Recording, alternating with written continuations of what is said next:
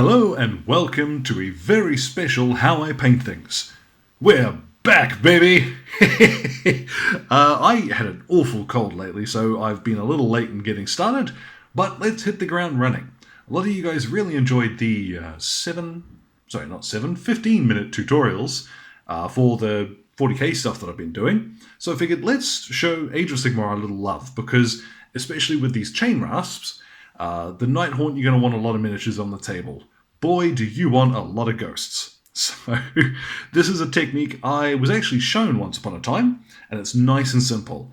We've just got a handful of paints we're going to need for this. You can see I've still got some of the Corax white spray on my fingers. Don't spray your fingers, guys. You really want to make sure that you're actually doing this on a suitable surface or something. But anyway, let's get cracking. Now I've got here some Balthazar gold. I've given this a good shake and then put just a little bit of water in my brush. And then all we're going to do is all of the metal. So this does not take particularly long. You may find, if you're finding it difficult to get into the gaps in the chains, just add a little bit more water. And if you need to, you can give it a second coat. Now when it comes to the weapons themselves, do all the wood stuff. You can do this in Balthazar gold as well. It's not going to matter too much once we actually go ahead and do everything over the top of it. You'll see what I mean.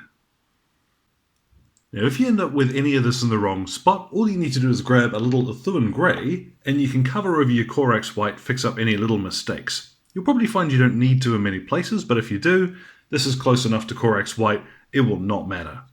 Now, I've changed my mind. I'm actually going to do a little bit of Steel Legion Drab to do the wood on his handle here. Some of your ghosts are going to have metal weapons that are completely metal, no wooden handles, but for this dude, I figured, it'll take 2 seconds. So let's use Steel Legion Drab instead and just fill that in. Now I've got my pot of Nihilakh Oxide. I've given that a good shake, but I want to quickly show you. I've got here my medium shade brush and just a little bit of water in there. And what I'm going to do now is just squeeze out most of it into my hand. Okay? I want to do that because I don't want the paint to stick to this. I want it to flow, and the easiest way to do that, I find, is have the bristles already wet. So there is our spooky ghost. Grab up a load of Nihilakh Oxide into your shade brush, and away we go. We're just going to shade everything. Now you don't want to let it collect massively in any one area. Like on his hood, for example, here, I've got too much. So I'll just spread that down. And all we're going to do now is cover the whole miniature, metal and everything, in Nihilakh Oxide. So, let's come back, have a look when that's dry. Now once that's dry, this is what we're left with. And I've seen people leave them like this. Give them a quick dry brush of Nilakh Grey and call it done. Which, honestly, works perfectly well. These guys, like I said, you're going to have dozens of them in your army, and they are pretty basic ghosts, so you don't need to be, particularly exacting on them.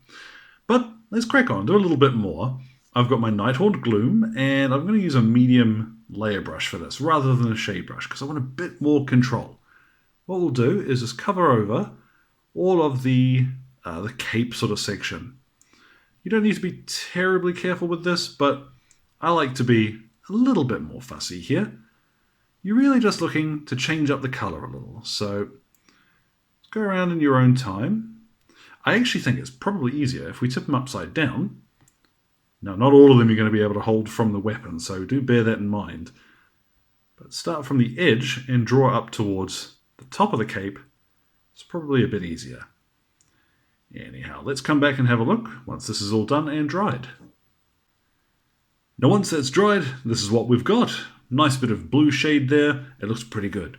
Now what I've got is my Nilakh Grey, and I'm going to use just a fraction of this. We're going to dry brush over the whole model, with the exception of the metallic parts.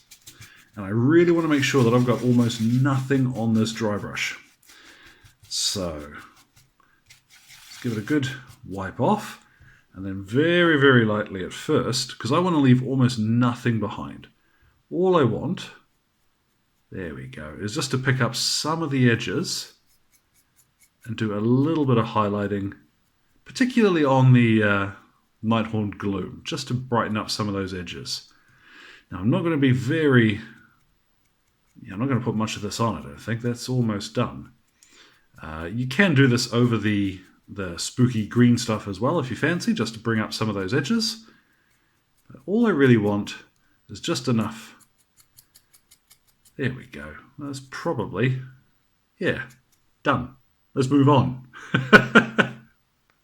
Now with just a little Necron compound and a small dry brush, we'll just make it look like there are some edges to these metal bits.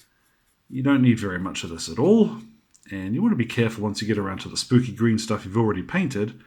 This is just to add a little bit more contrast into some of that metallic stuff. So that is done. You see, this stuff is crazy quick to paint this way. Now there is one last step to finish this guy off, and that is to give a shade over that cape again. Now in previous videos I've used Nuln Oil, and you can see those where it's gone over the top there, and it darkens it down. It looks pretty cool. But it is quite flat, you know, unless you want to put more colour on the model somehow else. Somehow, some other way, goodness me. Nuln Oil can be a little bit flat. I like it, but it's up to you to decide whether or not you want to go for that. Instead, you could use Drakenhof Nightshade, and this time, that's what I'm going to use. So I'll put our Nuln Oil aside, then give this a good shake, and back to our medium layer brush for this, because again, we want plenty of control where this is going. All we're going to do is Drakenhof Nightshade over all of the blue area, just to darken it down a little, introduce a bit more shading, and give us a slightly more blue tone to that cape section. So this will take a few seconds. And once that shade is dried, and I've very quickly popped a base on him, he is done. You could put him on the table and be perfectly happy when he's got 19 of his mates around him. You know, you're painting for the spectacle. You could turn around, you might want to go over some of the metal again with a little Balthazar gold, get rid of some of that, you know, chalky effect in the recesses, but it's up to you. From here, everything else is your decision. As a base, I reckon this works perfectly well. This will get your models on the table, and it's so easy. The cool thing is, this took me, with his base, less than 15 minutes, so I might need to rename the series. But yeah, this is cool. I really like how these guys turn out, and this is how I've been painting my guys. So, as always, if anything was useful to you, feel free to drop a comment in the old box below. We're going to be back in the swing of things and doing some more of these videos over the coming weeks. So, yay! As you can get in touch as well, there is my Twitter and Facebook link there too. Can you tell it's been a while? I'm stumbling over the end bit. But thank you very much for your time, guys. You enjoy the rest of your day.